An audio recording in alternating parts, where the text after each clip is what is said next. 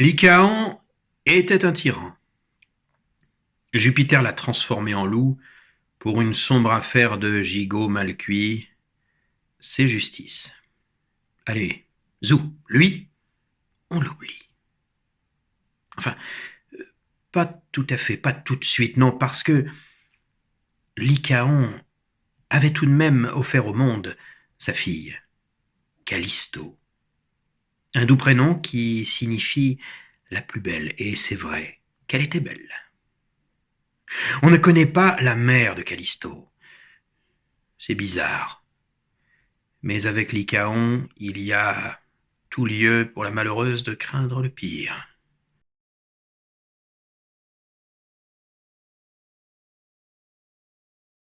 On ne sait rien non plus des études de Callisto, de son éducation, mais visiblement son roi de père a dû privilégier la proximité de la nature plutôt que d'austères années en ingénierie statistique et financière.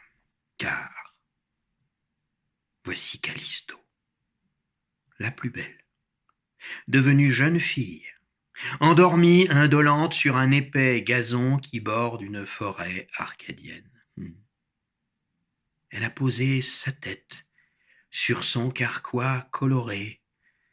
Son arc détendu et ses flèches sont à ses côtés, et oui, c'est une chasseresse. Mais pas n'importe quelle chasseresse, pas une chasseresse du dimanche, non. Ayant probablement passé avec succès toutes les épreuves en cinégétique appliquée, étant certainement sortie très bien classée, dans la botte, comme on dit, Callisto a intégré la troupe des nymphes vierges de Diane, la déesse de la chasse. On peut même dire qu'elle est toujours un peu faillotte, accrochée au basque de cuir souple de Diane. Elle dort donc, la jeune vierge. Jupiter, lui, ne dort pas, non. Il est en pleine tournée d'inspection. Il faut dire que Phaéton, fils du soleil, vient de faire pas mal de dégâts en empruntant sans permis de conduire le char de feu de son père. Attraction avant chevaline, certes, mais qui disposait pour plus de dynamique d'un pot cataclysmique.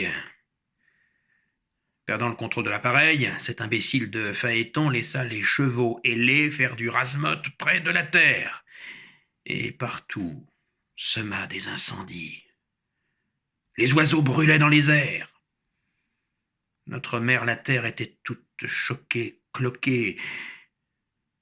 Mais certaines zones avaient échappé au feu, et Jupiter, parvenu en sa chère Arcadie, dont il aimait particulièrement les paysages, est en train de constater que sa nature délicieuse est intacte. Soudain, le dieu des dieux aperçoit les appétissantes courbes indolemment offertes par Callisto endormi. Un homme, ça s'empêche, il paraît. Mais un dieu, oh, il a bien une hésitation en pensant à Junon, sa chère épouse, dont il craint de provoquer l'ire. Mais la hanche de lait de la nymphe chasseresse, découverte par un vent léger, la moue boudeuse et mouillée de ses lèvres endormies, la régularité parfaite de son pied romain. Oui, Jupiter ne supportait pas le pied grec, ce qui est bien normal. Tout cela accumulé fait disparaître toute hésitation chez lui. Oh, si Junon l'apprend, se dit Jupiter, je vais passer un sale quart d'heure. Mais avant, quel pied romain ce sera? Le voilà. Le voilà, le roué qui prend, il peut tout, l'apparence de Diane chasseresse, que Callisto vénère. Le voilà, Jupiter métamorphosé, en Diane qui s'approche de Callisto. Callisto sent une présence, ouvre un œil, voit sa chère Diane et tout de suite pense à failloter. Oh, déesse, ô ma déesse, ton tractus iliotibial du fascia lata est si bien dessiné, Sans parler de ton vaste latéral, que la cuisse de Jupiter à côté paraît celle d'une moitié de poulet. Et je m'en fiche s'il m'entend. Na! Oh oh! Fait moins poète Jupiter dans sa barbe qu'il n'a provisoirement plus. Les tiennes de cuisse, coquine, me semblent telles une presse hydraulique à force de traquer le gibier, et je m'en viens en tâter. Jupiter, métamorphosé en Diane, s'approche de Callisto qui ne peut se méfier. Il lui caresse ses angéliques boucles, dépose un baiser sur la joue de la Vierge, s'approche de la bouche pulpeuse et mouillée qui le faisait engoder. Callisto trouve que Diane est étrangement affectueuse quand soudain Jupiter se trahit par sa trique dressée. Callisto n'a pas le temps de hurler que déjà Jupiter l'écrase de son étreinte. Il la viole.